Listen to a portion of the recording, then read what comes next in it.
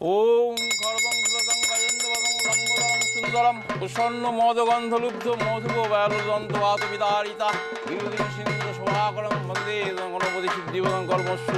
ওম সিদ্ধিদাতাং গণেশায় নমঃ। ওম হুমানায় নমঃ।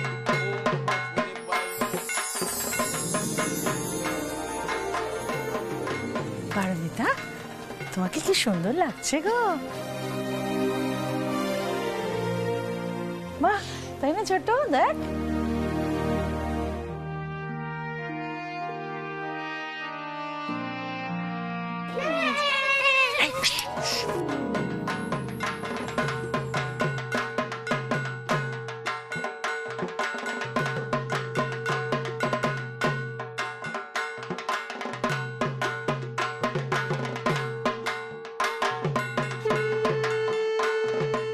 বাবা, নতুন দিদি, শাড়িটা তো দারুণ লাগছে। আরে গয়নাটা হেভি দামি নিশ্চয়ই। কত দাম হবে? এইটা তো আমি জানি না গো, তোমাদের দাদা ভাই আমাকে গিফট করেছে। দাদা ভাই এটা দিয়েছে? কি ভালো পছন্দ বলতে হবে। হ্যাঁ, আচ্ছা নতুন দিদি, সেদিনকে যখন তোমরা শপিং করে এলে তখন তো এগুলো ছিল না, তাহলে কি দাদা ভাই তোমাকে লুকিয়ে লুকিয়ে পরে এনে দিয়েছে না? হ্যাঁ,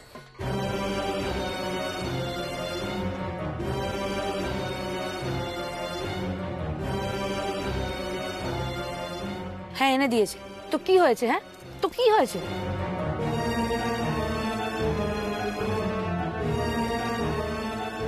একজন স্বামী তার স্ত্রীকে কি দেবে না দেবে সেটা কি পাড়ার সবাইকে জানিয়ে দিতে হবে? আরে অদ্ভুত কথা বলছে না। মানে বৌমনির থেকে তোমার সব জানা হয়ে গেলে, সাজা গোজা, হ্যাঁ বৌমনি কিভাবে সাজছে কি না পড়ছে সব জানা হয়ে গেলে আমরা অঞ্জলি দিতে দিতে পারি?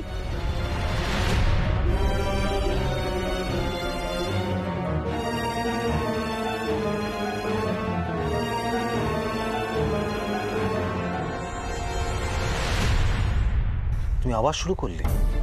আচ্ছা, তোমার জীবনে কি ওই টাকা পয়সা, শাড়ি গয়না ছাড়া কিছু নেই?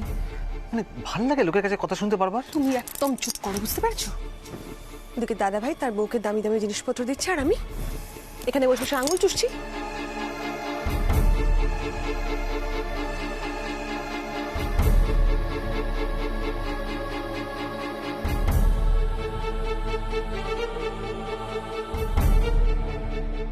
এরকম করে না বাবা, পুজোর দিন আছে। মিষ্টি, পাড়ার লোকজনের সামনে এত কথা বলিস না, তুই চুপ কর।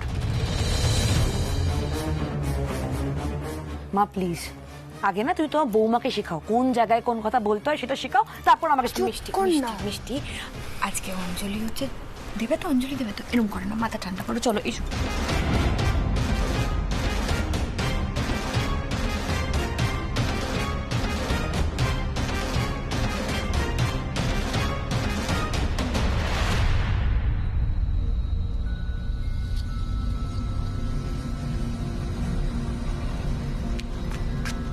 আচ্ছা ভালো আন্টি, আমরা অঞ্জলি দিয়ে দুর্গা ঠাকুরকে কি বলবো?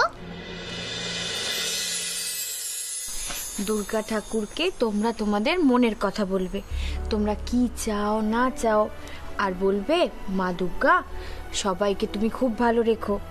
আর কি বলবে বলো তো? কি বলবে পরীক্ষার রেজাল্ট যেন আমাদের খুব ভালো হয়।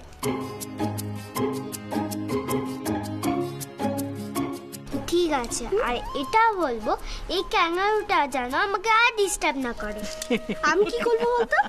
আমি বলবো যে কি এই কাঁদুনিটা যেন কান্না ভুলে যায়, সবসময় খালি নালিশ, তারপরে যে ভেবা করে কান্না, আর ভালো লাগে না যেন, আর ওকে যেন দুর্গা ঠাকুর নিয়ে চলে যায়, তাহলে আমি বাঁচবো বাবা।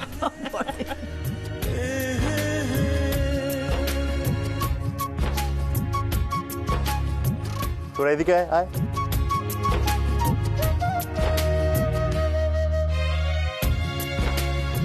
শোন, অঞ্জলির মন্ত্র কিন্তু ঠিক মতো উচ্চারণ করতে হয়, যদি ভুল হয় তাহলে কিন্তু মা দুর্গা কারোর প্রার্থনা শোনেন না।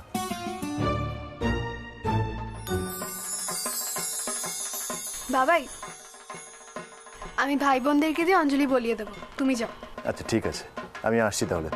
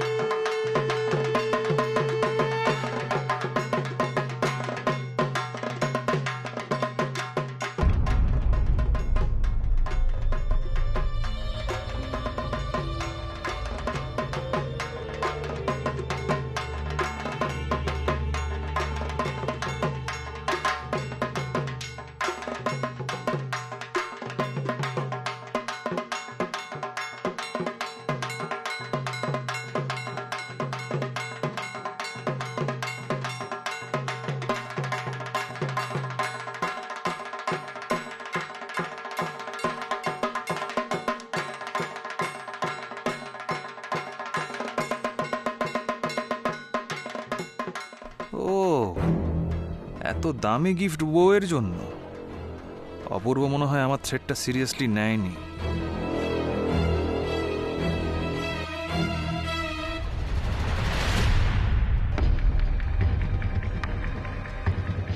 এই ওভাবে কি দেখছো?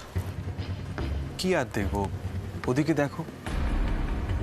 অপূর্ব কেমন পারমিতা বৌদিকে পুজো এক্সপেন্সিভ গিফট দিয়েছে, আর আমি তো সামান্য একটা আংটি দিয়েছি তোমাকে।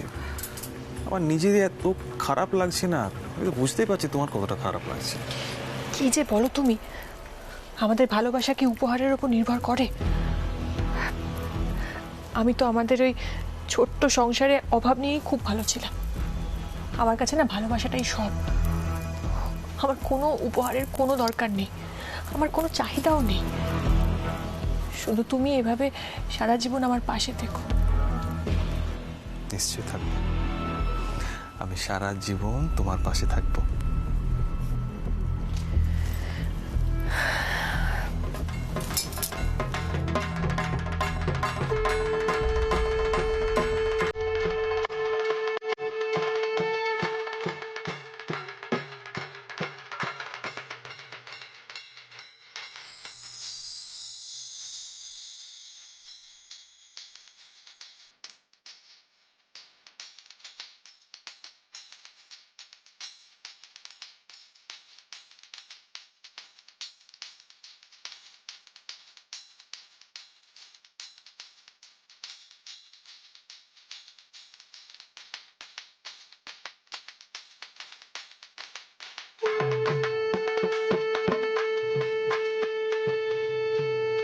মাগো, তোমার কাছে নিজের পরিবারের সবার ভালো থাকাটুকুই চাই। আমার ছেলে মেয়েরা যেন সুস্থ থাকে, আর শুভ্রার জীবন থেকে কৌশিক বাবুর কালো ছায়া যেন যত তাড়াতাড়ি সম্ভব সরে যায়।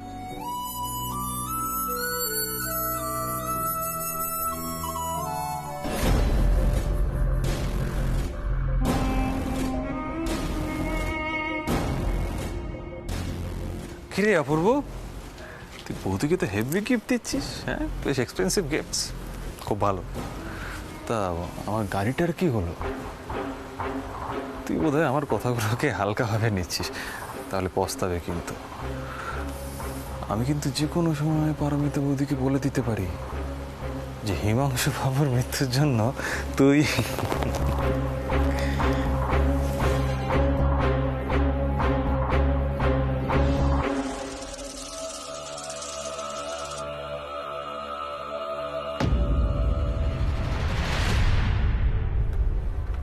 শুভ্রা, আমার সাথে আয় আয়। অপূর্বর কি হলো গো? শুভ্রা কেমন টানতে টানতে কোথায় নিয়ে গেল? হ্যাঁ, চলো তো দেখি। অপূর্ব, এই অপূর্ব,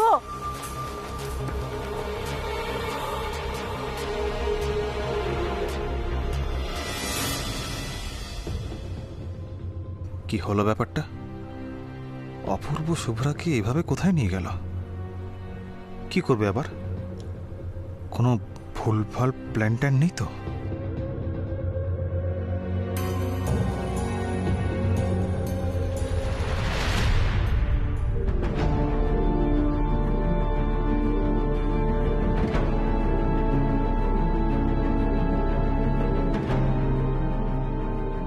অপূর্ব, কি রে, কি হয়েছে? তুই শুভ্রাকে এরকম হাত ধরে টানতে টানতে নিয়ে এলি কেন?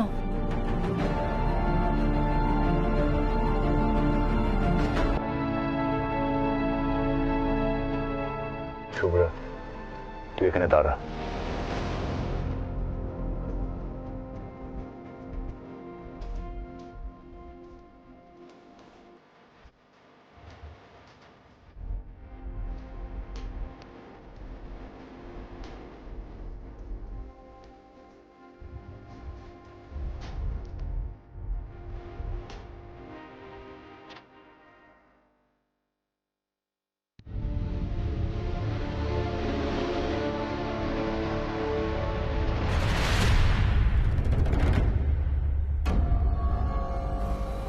নে, ধর এটা।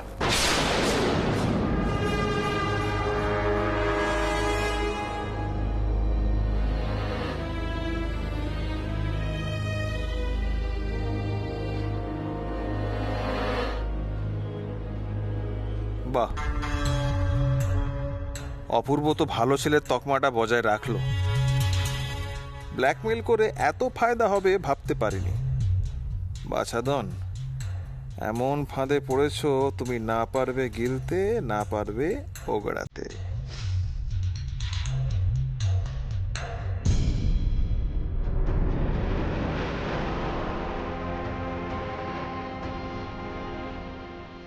কে যে ফাঁদে পড়েছে সেটা আপনি জানেনও না কৌশিকবাবু। আপনার দিন গোনা শুরু হয়ে গেছে। সবার সামনে যখন আপনার মুখোশটা খুলবে, আপনি যে মুখ লুকাবার জায়গাও পাবেন না।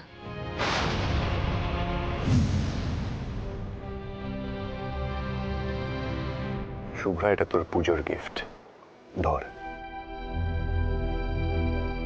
গাড়িটা খুব শিগগিরই চলে আসবে।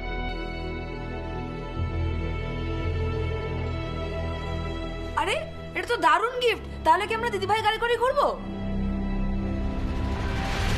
এই দাদাভাই, বলছি কি কালারের গাড়ি রে, আর কোন মডেল? এক সেকেন্ড অনি। দাদা ভাই, আমি এটা নিতে পারবো না।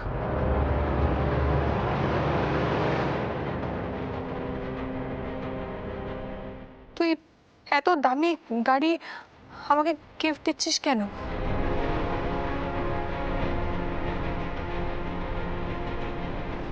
আমাকে তো আগে বলিসনি।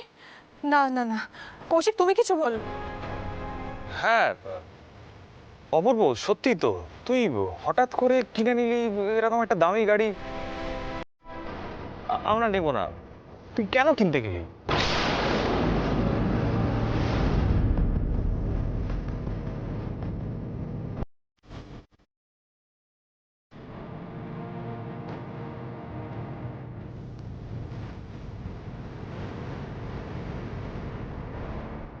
শুভ্রা, তুই আমার আদরের বোন হোস।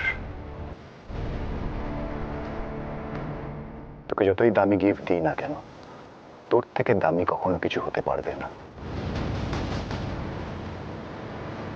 তুই নিজেই জানিস না তুই আমার কাছে কতটা স্পেশাল, কতটা প্রেশিয়াস। তোর ক্ষতি যদি কেউ কখনো করতে চায়, তাহলে সবার আগে তাকে আমার সম্মুখীন হতে হবে।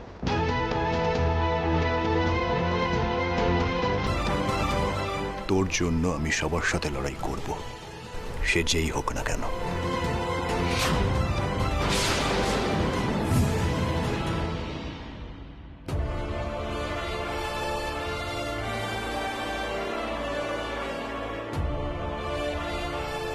হ্যাঁ শুভ্রা, তোমার দাদা ভাই তোমাদের সবাইকে নিজের জীবনের থেকেও বেশি ভালোবাসে। ও এমন একটা মানুষ, নিজের কথা কখনো ভাবে না। নিজের পরিবার, ভাই বোন, ছেলে মেয়ে, এরাই ওর কাছে প্রায়োরিটি।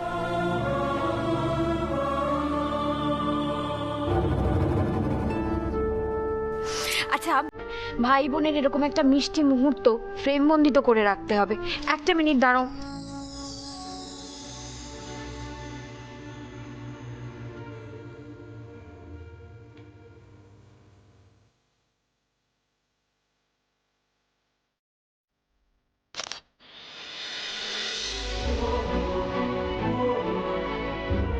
আরেকটু বড় করে স্মাইল। স্মাইল।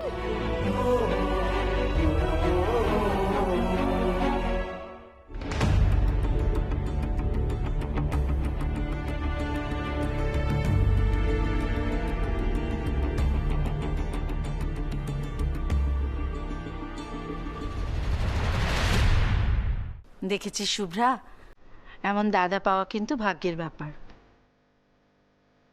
ঠাকুরের কাছে প্রার্থনা করি তোদের দুই ভাই বোনের ভালোবাসা সারাটা জীবন যেন এমনটাই থাকে।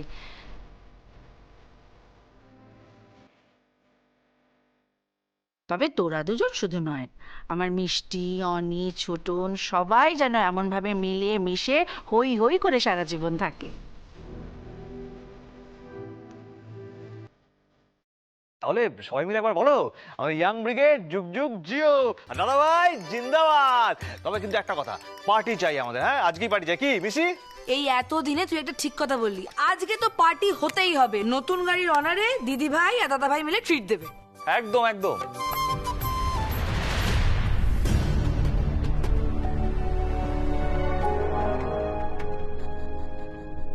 আজ রাতে কিন্তু পাড়াতে খাওয়া দাওয়া আছে, অতএব কেউ বাইরে খাবে না বা বাইরের থেকে কোনো খাবার দাবার আনবে না, এটা বলে দিলাম আমি। হ্যাঁ, আজকে তো বাড়িতেই খাওয়া দাওয়ার ব্যবস্থা হয়েছে, পাড়ার লোকজন সব এ বাড়িতেই খেতে আসবে। শুভ্রা, তোর ভাগ্যটা খুব ভালো রে। কত বুঝতার স্বামী, কত ভালো একটা দাদা।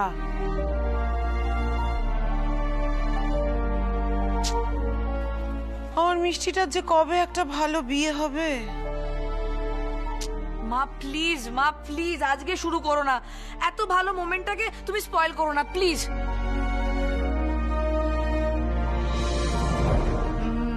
মিষ্টি, মায়ের সঙ্গে ওভাবে কথা বলে? শোন ছোট, যে যার ভাগ্য নিয়ে জন্মায়, তবে এ কথাও ঠিক আমাদের মিষ্টির ভাগ্য খারাপ নয়। দেখবি ওর জন্য কেমন রাজপুত্রের মতো বর আসবে, আমি বলে দিলাম।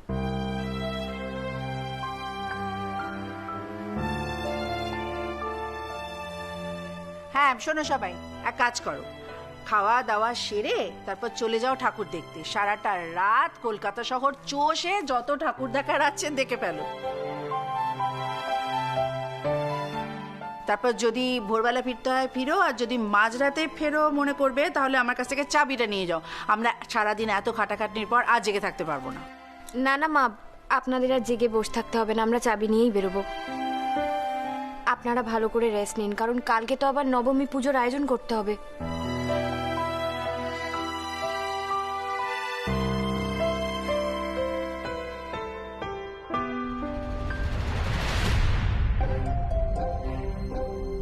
কি হলো, মুখটা কিরকম বাংলার পাঁচের মতো করে রেখেছো কেন? কিরকম দেখলে না দাদাভাই দিদিভাইকে চাক্কাস গাড়ি গিফট করলো, হেভি হলো না ব্যাপারটা? এসো বলছি। কোথায় নিয়ে যাচ্ছ? এসো। এ বাবা, ঋতু ঋতু একটু দাঁড়িয়ে যাও, লুচিগুলো তো একটু বেলে দিতে হবে আমার সাথে। আহা বৌমনি, এখন আর তুমি ডেকো না, এখন বাইরে কত কি হবে, আচর মারামারি হবে, হ্যাঁ, তারপর চিৎকার, অনেক গল্প। মানে কাকে আচর মারবে ও? বুঝতে পারছো না? তোমার অনি ভাইকে।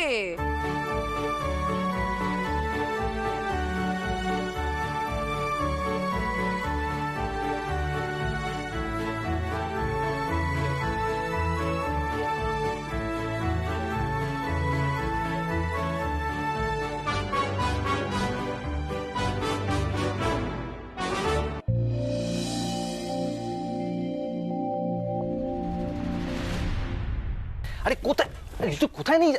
এসো। বুঝতে পারছো না? বউয়ের জন্য দামি শাড়ি গয়না, বোনকে আবার দামি গাড়ি গিফট করলো, আর আমাদের জন্য শুধুমাত্র দামি জামা কাপড়, ব্যাস। যদিও তোমার চোখে এগুলো কোনোটাই পড়বে না, সেটা আমি জানি। তুমি তুমি এগুলো নিয়ে রাগ করছো? তুমি বলো তোমার কি লাগবে, আমি দাদাভাইকে বলছি। কোনোদিনই দেবে না গো?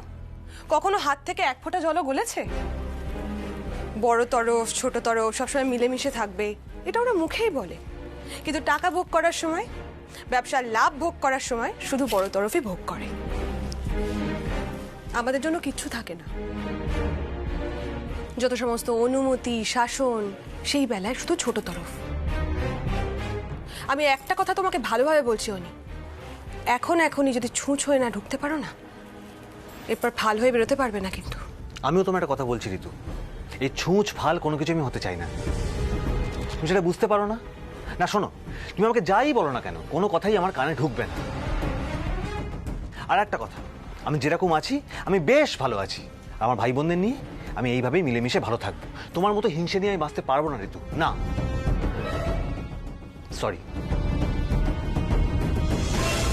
আরে অনি,